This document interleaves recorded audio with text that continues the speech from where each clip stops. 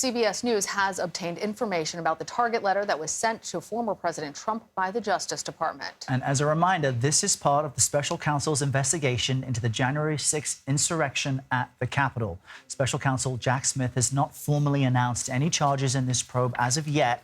Trump responded by calling this a so-called witch hunt in Iowa on Tuesday. CBS News investigative producer and reporter Graham Cates joins us now. Graham, great to have you back with us. So we have this new information from a senior Trump source, I understand. What more can you tell us? Sure. So what we've gotten is kind of a broad overview of the statutes that were cited in the letter. There was a statute that would hint at the charge conspiracy to commit an offense or to defraud the U.S.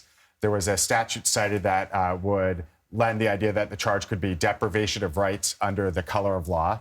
And another statute where the potential charges range from obstruction of an official proceeding to tampering with a witness. And that obstruction of a proceeding charge, that's one that we've seen in hundreds of cases related to the January 6th riot at the Capitol. And that's the other piece of this case we should acknowledge, which is that it's not just former President Trump. There are a number of people that have been charged, investigated as it relates to the insurrection. So when it comes to this federal statute you just mentioned, a conspiracy to commit an offense or to defraud the U.S., the word conspiracy would lend itself to suggest there was some type of planned coordination between former President Trump and others. Is that accurate? Yeah, you know, that actually kind of lends to what we know about the investigation, which is that they've talked to, you know, not just Trump, but we've heard from all sorts of people in Trump's orbit.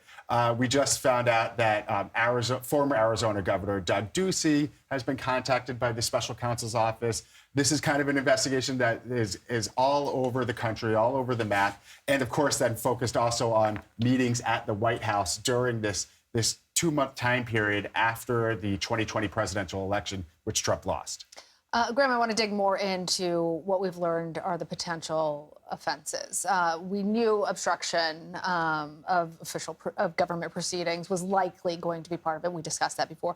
What about some of these others? The conspiracy charge, the deprivation of rights charge, noting that he has not formally been charged with any of these at this point. But how potentially serious could it be for the former president?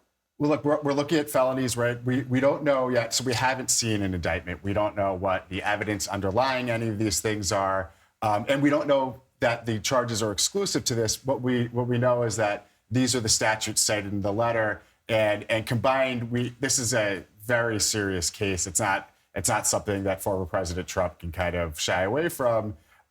So we still have to see what's in the indictment, what is the underlying evidence. Who in his orbit they're going to be citing as providing information related to this. These are all things that we don't know yet, that we can't quite say yet. And on the screen now, our viewers can see what a senior source within former President Trump's orbit is confirming to CBS News as being federal statutes alluded to in this letter the president received on Sunday. What's next, Graham? I know that there was a grand jury hearing Thursday, an expectation that former President Trump wouldn't appear, but what is the next shoe to drop in this case, so to speak? Right, so he's invited to appear, he says he's invited to appear on Thursday for a grand jury hearing. Defendants very rarely take up that offer. And so from there, usually after a target letter, it's typical that it's not long before an indictment, but that how long, not long means in kind of the legal parlance and our world are different. It could be a matter of days, it could be more, it could be weeks. We don't actually have this kind of timeline worked out, so we're waiting to see. Are we getting any more information from our Trump sources, people within the orbit, about how seriously they're taking these charges, how concerned they are for their boss? Yeah, there's no doubt that this is being taken seriously. His legal team has because we hear him just dismissing it as a witch hunt. Right. Well, so there's the public part dismissing it as a witch hunt, and there's the very serious legal preparations for it. And I don't think even he would deny that there are serious plans of the work for how to handle this. Even though they don't know the specific charges, you know that they're already beginning to dig into some of these statutes. And we know the former president is already facing 37 felony counts on a separate case, a separate issue, but also being headed up by special counsel Jack Smith.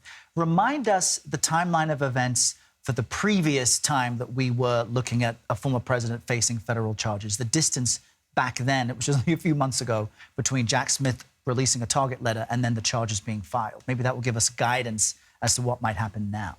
In that case, we found out about the target letter just days before we found out about the indictment. And actually in Trump's...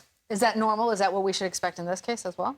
I wouldn't want to say it's normal that we should expect that. I wouldn't want to go that far. But it was also the same in Trump's New York State case. Remember, in March 30th in New York State, separate from Jack Smith, he was indicted. And in that case, the target letter, it was a little bit more than just a few days. But again, it was a pretty quick turnaround. Well, Graham, I'm also wondering, you said that the former president has been invited to appear before the grand jury on Thursday. He's very unlikely to do so, and that most defendants don't. Why is that? Well, when you're appearing for a grand jury, you don't get to have your lawyer by your side. They afford you the ability to kind of step out and discuss stuff with your lawyer, but you don't have the protections that you have in a normal open courtroom. And that's because the entire show is being run by the prosecutors. They're there to convince grand jurors that there's enough evidence to bring a case, not to convict. It's not a trial. So it's just the prosecutors asking questions, and there's no cross-examination by your defense team. So it's really risky, and it's just a very unusual thing to go and do it yourself. It's interesting. All right. Graham Cates, thank you. Thank you, Graham.